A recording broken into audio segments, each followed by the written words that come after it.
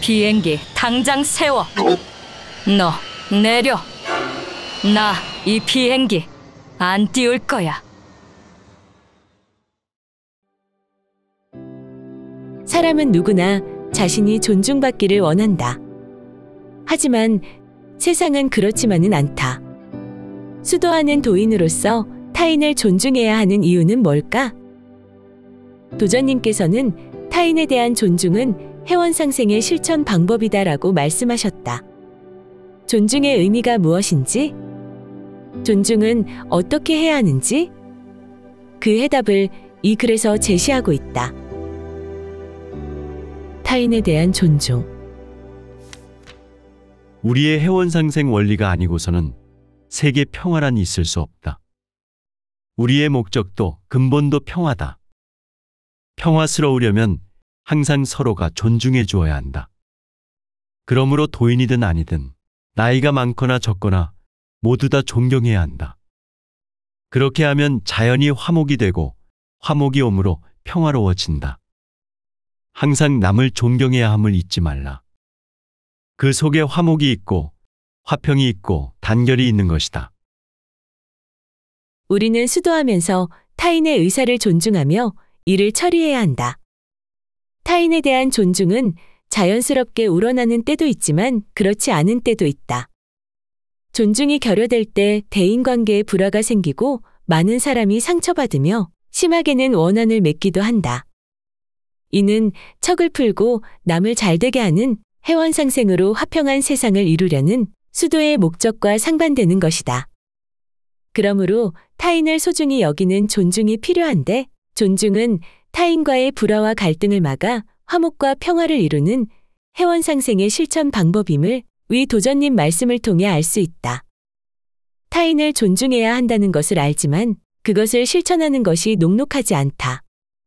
그러므로 이 글에서는 타인에 대한 존중의 의미와 그것의 실천 효과 및 존중의 자세에 대해 살펴봄으로써 존중에 대한 이해와 실천을 돕고자 한다.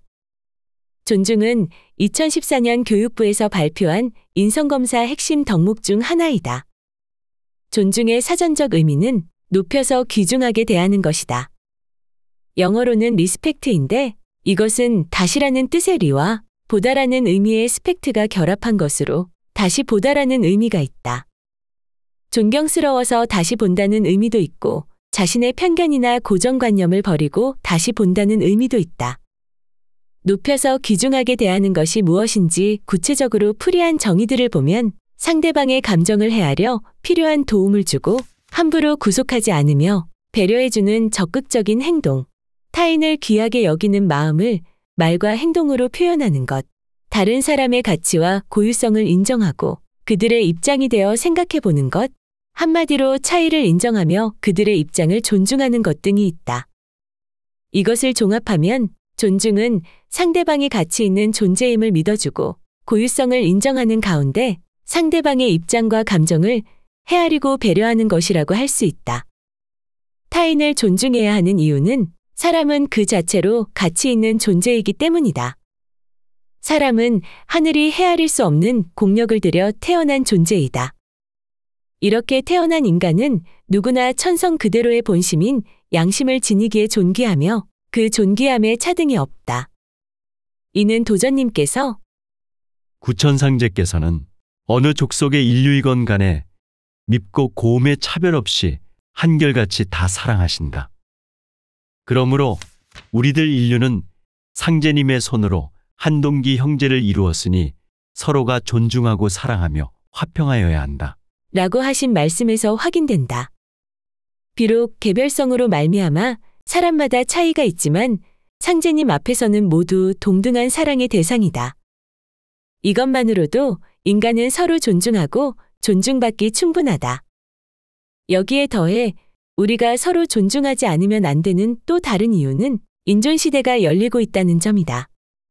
상제님께서는 천지공사를 통해 사람이 더욱 존귀해지는 인존시대를 열어놓으시고 천존과 지존보다 인존이 크니 이제는 인존시대라 라고 하셨고, 도전님께서는 지금은 지존시대지만 옛날보다 많이 인존시대가 되었다라고 하셨다. 이 말씀들에서 현재 우리가 사는 세상이 온전한 인존 시대를 향해 가고 있음을 알 수 있다. 인존은 천존, 지존과 상대되는 말로 하늘과 땅이 담당했던 권한을 인간이 가지게 되고 인간이 더욱 귀한 존재가 된다는 것을 뜻한다.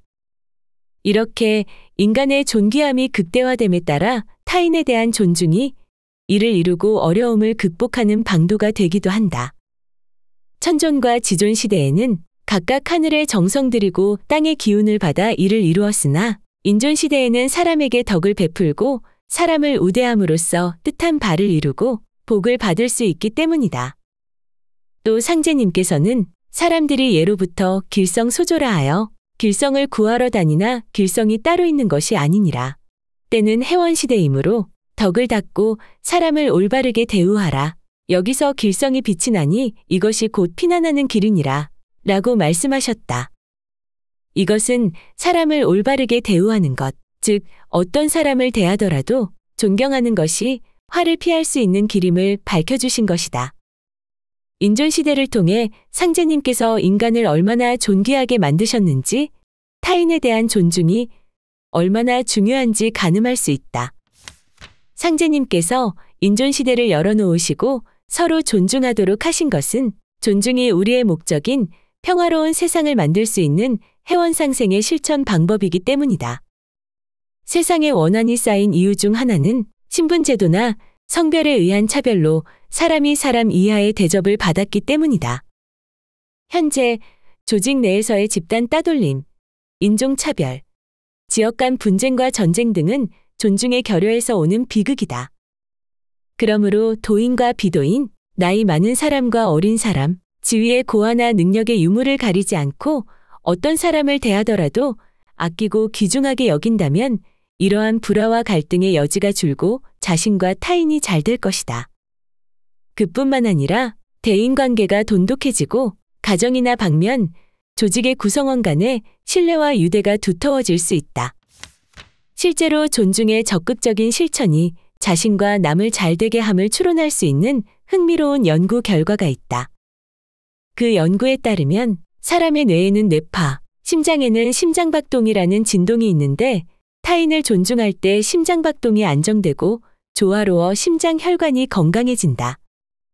이에 따라 뇌의 혈류가 잘 공급돼 호르몬 분비가 균형을 이루고 마음에 좋은 영향을 미쳐 선순환하게 된다. 이렇게 존중은 신체적, 정서적 건강을 돕는다. 더욱이 타인을 존중하면 자신 또한 타인들로부터 존중받게 되어 타인을 더욱 배려하고 관대해지는 등 인격이 향상된다.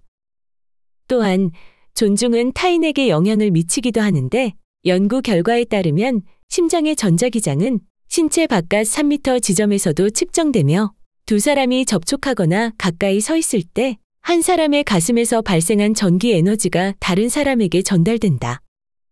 심전도에 나타나는 한 사람의 전기 에너지가 다른 사람의 뇌파에서 탐지되는데 이것은 존중의 진동이 타인에게 긍정적 영향을 미칠 수 있음을 시사한다. 또 타인으로부터 존중받은 사람은 자신의 가치를 인정받고 있다는 존중감을 얻게 되고 이 존중감은 선한 본성을 일깨우고 타인을 존중하는 마음을 낳는다.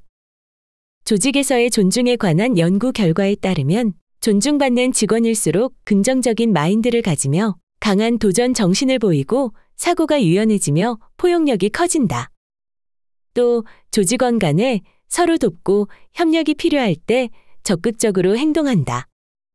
이러한 사실에서 사람은 존중하고 존중받을수록 더욱 관대해지고 긍정적으로 되며 화합을 도모하기 쉽다는 것을 알 수 있다. 이것이 바로 존중의 힘이다. 존중의 힘 또는 효과에 따라 수도인 간에 혹은 방면에서나 가정에서 서로 존중하면 화기가 돌아 화목해질 수 있다. 이것을 이웃이나 사회로 확대해 나가면 우리가 목적하는 평화로운 사회를 이룰 수 있는 것이다.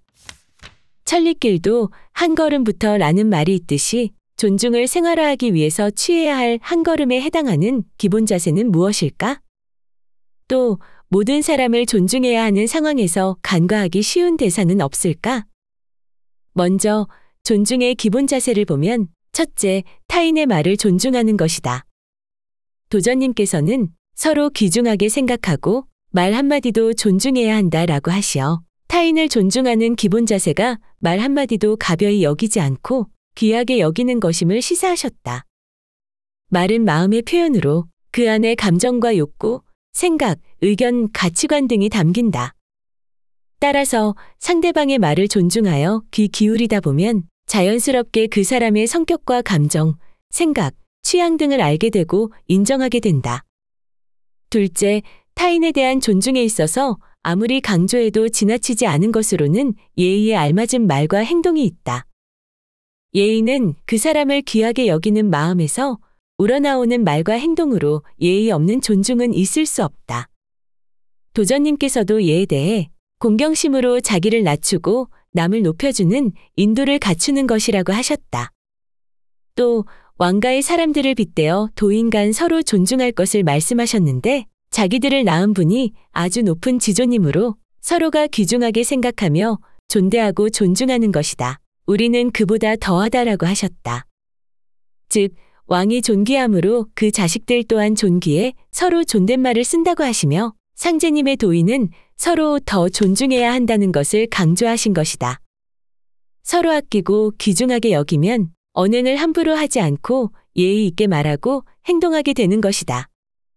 우리가 다른 사람을 존중하는 데 있어서 간과하기 쉬운 것들은 상제님께서 몸소본을 보이시거나 가르침을 주신 내용에서 찾을 수 있다. 상제님께서는 당신을 비방하고 능욕하는 사람에 대해서도 예를 표하시고 거만한 사람도 우대하시는 본을 보이셨다. 또 원수의 원을 풀고 그를 은인과 같이 사랑하라는 교훈을 주셨다. 이러한 상제님의 행적과 가르침에서 우리가 간과하고 있는 존중의 대상들을 생각할 수 있다. 일상생활에서 나를 미워하거나 시기하는 사람, 나에게 화를 내는 사람 등등 나의 부정적인 감정을 자극하는 여러 부류의 사람을 맞닥뜨릴 수 있다. 이런 사람들 또한 존중의 대상임을 인식하여 그들의 감정을 이해하고 포용하며 진실하게 대한다면 인격적으로 더욱 성숙해지고 그들의 마음은 좀 더 따뜻해질 것이다. 타인을 존중하는 자세는 존중의 정의만큼이나 다양하다. 그러나 앞에서 살펴보았듯 타인을 존중하는 기본 자세는 타인의 말 한마디도 귀하게 여기고 타인에게 말 한마디라도 경의를 담아서 하는 것이다. 예나 지금이나 사람을 존중하지 못하는 데서 크고 작은 문제가 발생했다. 크게는 세상의 재앙을 초래할 정도의 원과 한이 쌓이는데 영향을 미쳤고 작게는 개인 간의 불화와 갈등을 초래했다. 이것은 마땅히 행해야 할 존중의 도리를 다하지 않은 데서 온 불행이라 할 수 있다. 한 사람 한 사람을 가치 있고 소중히 여기는 것은 순리이다. 이 순리를 따라 어리거나 지위가 낮고 결점이 있는 사람 등을 가벼이 대하지 않고 미움과 적대감을 표출하는 상대조차 이해와 존중으로써 화답하는 관용을 베풀면 세상에 쌓인 원이 풀리고 서로에 대한 존중이 가득한 해원상생의 화평한 세상이 올 것이다. 이것이 도전님께서 말씀하신 수도하여 성도하는 성사제인의 인존시대일 것이다.